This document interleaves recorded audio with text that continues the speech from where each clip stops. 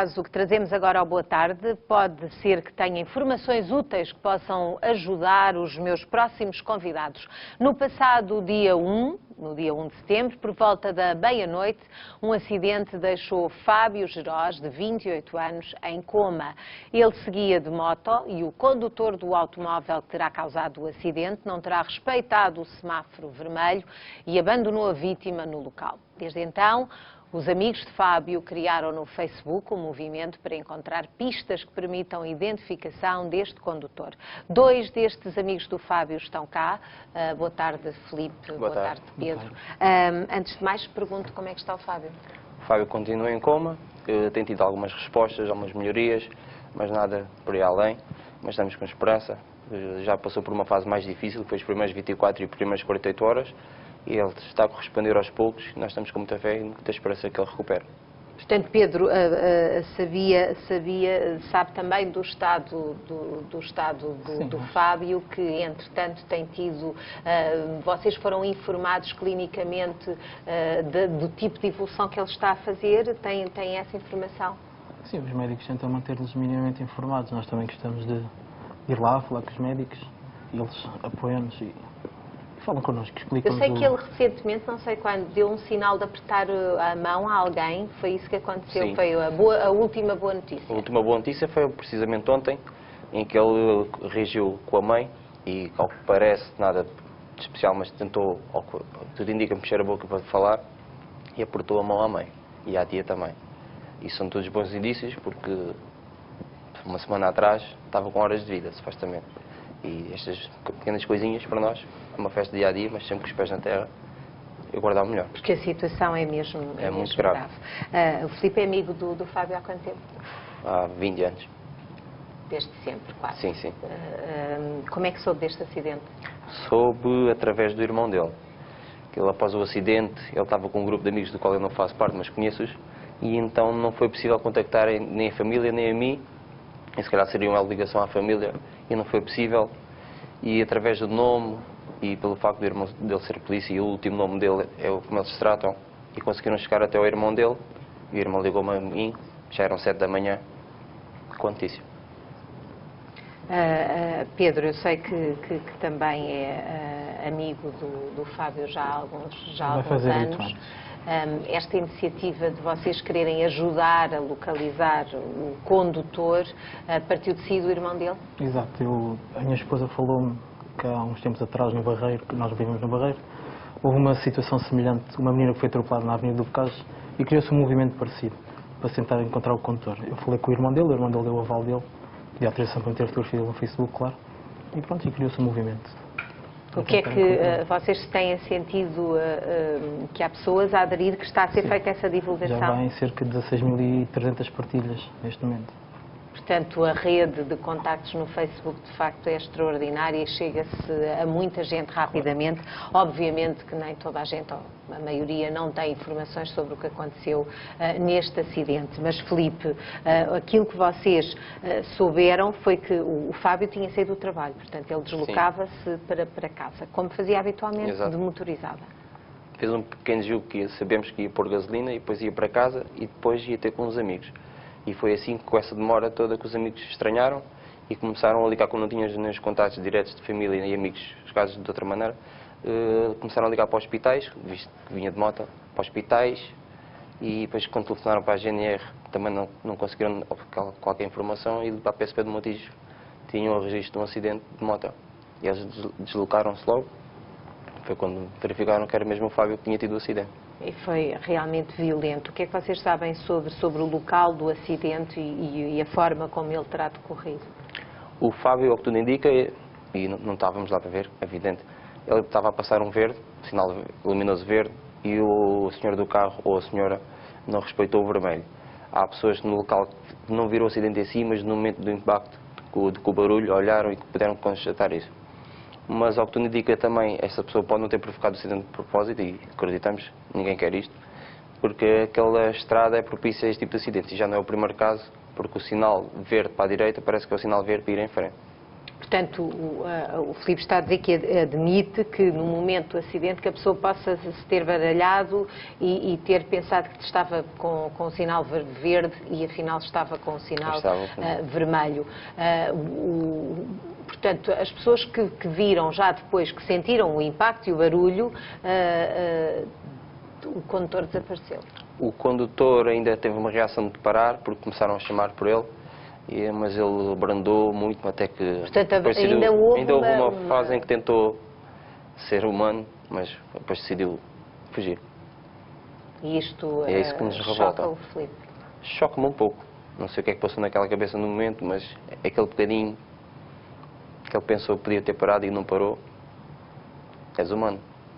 E é desumano, Pedro, pensar que o vosso amigo está entre a vida e a morte, que já esteve pior, felizmente vai dando sinais pequeninos, tomara que sejam grandes e que sejam rápidas as melhoras dele, mas Pedro, isto tem-vos motivado muito e revoltado muito o facto do vosso amigo ter tido um acidente com alguém que desapareceu do local. Fosse culpado ou não fosse culpado, porque há coisas que vocês não sabem. O que é certo é que não está lá, essa pessoa desapareceu. O que nos revolta é mesmo isso, é a pessoa ter abandonado, deixar ali um ser humano. Se não houvesse pessoas na rua, porque aquilo foi à meia-noite, se não houvesse pessoas a passar ali no momento, ele tinha ficado ali se calhar indefinidamente, sem até alguém passar, até passar um carro. Aquilo é uma zona assim um bocado escura. Portanto, é uma zona escura, não houve hipótese de ninguém tirar a matrícula do carro. Que carro é que era? Há informações sobre isso? Sim, há imagens. A PSP está na posse dessas imagens, eles também não nos divulgam as informações, diz que é uma investigação em curso. Sim, mas era um veículo ligeiro, era um automóvel? É um veículo ligeiro e estes dados, como o Pedro está aqui a falar, são dados recentes, que entretanto apareceram algumas imagens. Não é em formato nem dizemos se é vídeo, se é fotográfico. Mas vocês tiveram conhecimento de que há essas imagens. Portanto, estamos a falar de um veículo ligeiro, de cor escura, de cor clara? Azul escuro ou preto. Azul escuro ou preto, portanto, era um carro escuro definitivamente. E, portanto, também a identificação do condutor, ninguém conseguiu perceber se era, ainda agora o Filipe dizia, pode ser um homem, uma mulher. O que sabem é que o carro abrandou e depois desapareceu. Exato.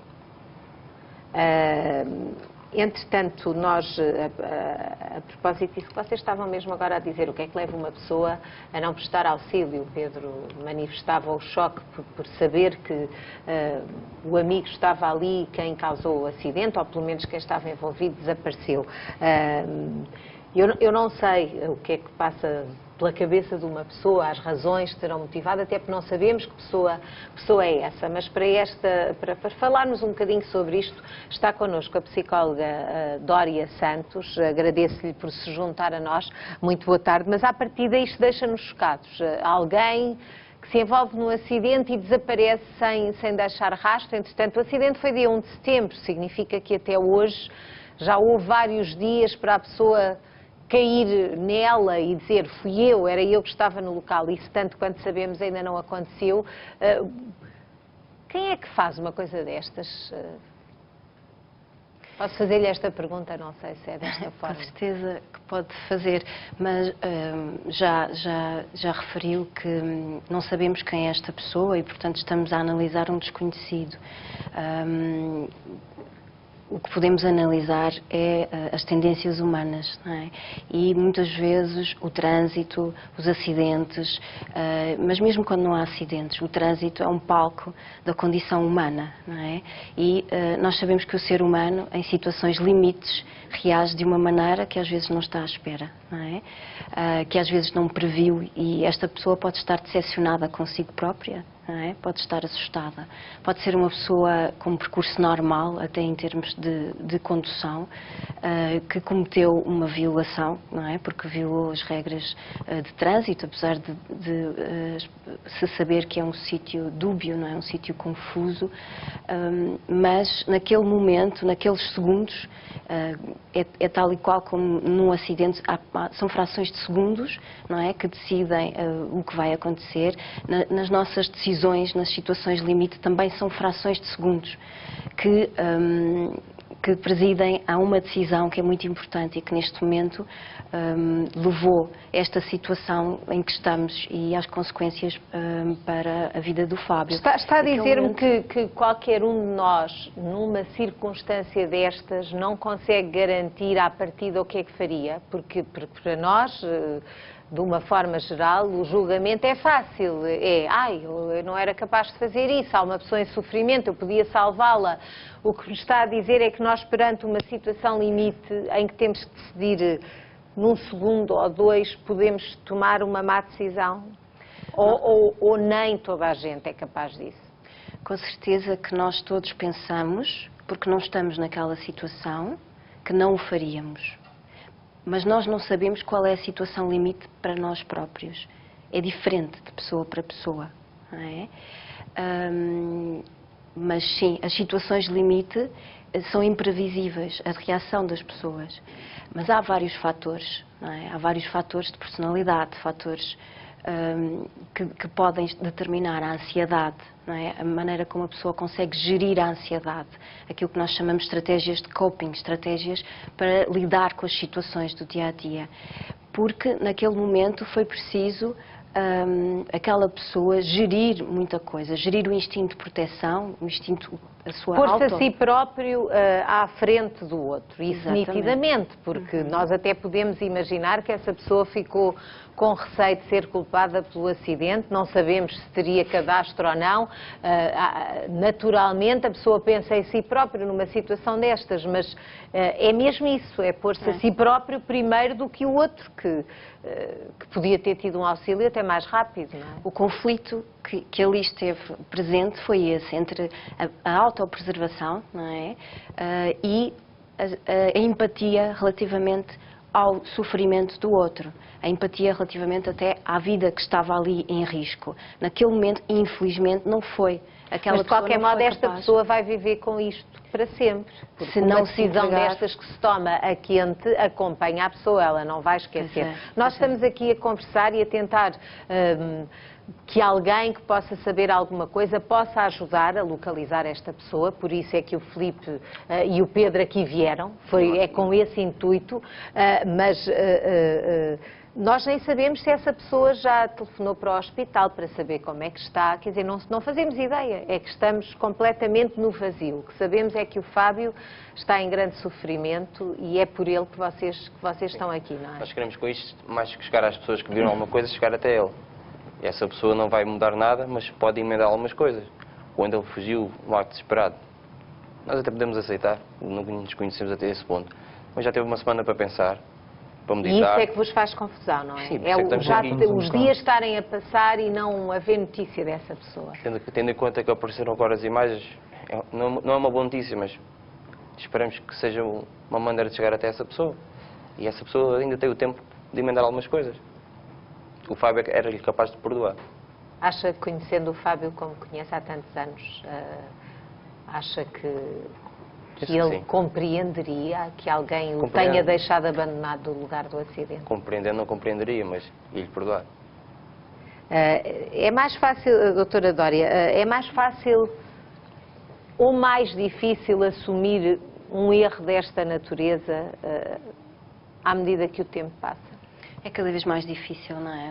Eu acho que todos nós temos essa percepção, porque as consequências vão aumentando, não é? É uma bola de neve, a popularidade que o caso ganha, as consequências também estão a agravar-se, as consequências até penais, não é? Se esta pessoa não se entregar, as consequências são piores. E a própria saúde do Fábio também, não é? Agora, nós sabemos que o Fábio está em coma e queremos a sua rápida recuperação, mas naquele momento em que ele caiu da moto, não é? Ou foi projetado, não sabíamos, poderia até não ficar em coma, não é? Portanto, agora é mais difícil, mas agora esta pessoa já pode pensar racionalmente, não é? Que foi o que foi difícil naquele momento, eu acho. Não é? Bom, de qualquer modo, na internet, no Facebook, os amigos criaram esta forma de participar ao maior número de pessoas, de modo a que alguém possa dar alguma informação e que o próprio que também não sabemos se ele já contou isto a alguém ou se continua a carregar este peso, não sabemos, mas que ele possa acusar-se e não deixar passar isto em branco, esta responsabilidade. Pedro, não sabendo o que se passou no local do acidente, também se podem levantar questões sobre a forma como o Fábio ia a conduzir. Por exemplo, vocês já ponderaram essa hipótese dele ir em excesso de velocidade ou poder ter tido uma distração? Por norma, sabendo a maneira que o Fábio costuma conduzir, ele abrandava sempre nos cruzamentos. Tanto que anda de moto tem que abrar sempre nos cruzamentos. E aquilo é um cruzamento com muito pouca velocidade. Portanto, ele não iria em velocidade como se fosse na estrada, porque ele conhecia o trajeto, faz aquele trajeto. Não posso garantir isso, mas em princípio não, conhecendo o Fábio como conheço, não. E aquilo, como estava a dizer, é um cruzamento com muito pouca visibilidade. E dos carros que vêm do lado esquerdo, a pessoa que vai na faixa que o Fábio ia simplesmente Portanto, não vê. temos a ver o local onde aconteceu isto para quem é fora do local, expliquem exatamente onde é que isto fica, Filipe. Se calhar o Pedro aqui pode ajudar um bocadinho melhor, mas isto é no Pedro Montijo. conhece melhor o local? Nós trabalhamos Isto é no Montijo. Então diga, Pedro. Passando ali o Leclerc tem uma rotunda, isto, depois é a faixa, isto vai mesmo direito ao centro do Montijo. Vai mesmo para a zona do Hospital do Montijo. O Fábio na direção da calçada, da estrada de calçada, e o carro vem daquele lado esquerdo, que tem um muro de uma casa antiga. Aquilo não se vê mesmo quem vem, porque tantas vezes que os autocarros que vêm dali da zona do Rio, os próprios autocarros entram na nossa faixa para fazer a curva. Aquilo é uma zona assim, mesmo propícia a acidentes.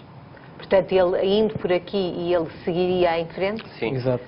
Ele teria, obviamente, se conhecendo bem o local, sabia que estão ali os semáforos e que ele não passa por ali a menos que, claro. quer dizer, que se estivesse verde.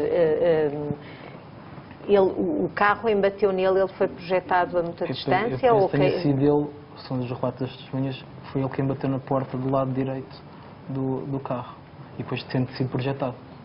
Portanto, ele foi projetado a uma distância considerável. Eu penso que sim. Como não porque não presenciámos, não sei dizer. Pois espero que tenha adiantado e continue a adiantar a vossa... É aquilo que vocês sentem-se impotentes para fazer mais do que isto, mas aquilo que está ao vosso alcance têm feito, não é? Doutora Dória, agradeço-lhe a sua contribuição, porque nem sempre é fácil nós vermos os pontos de vista em cada situação. Aqui para nós, obviamente, que nos choca que o Fábio tenha ficado no meio deste acidente com alguém que não lhe prestou auxílio, que não parou e que até hoje não deu notícias. Esperamos que venha a dar. Muito obrigada por ter estado aqui. Obviamente que não está aqui ninguém da família do Fábio, são pessoas que estão muito absorvidas na recuperação dele e os amigos estão cá para estas coisas, por isso é que estão aqui.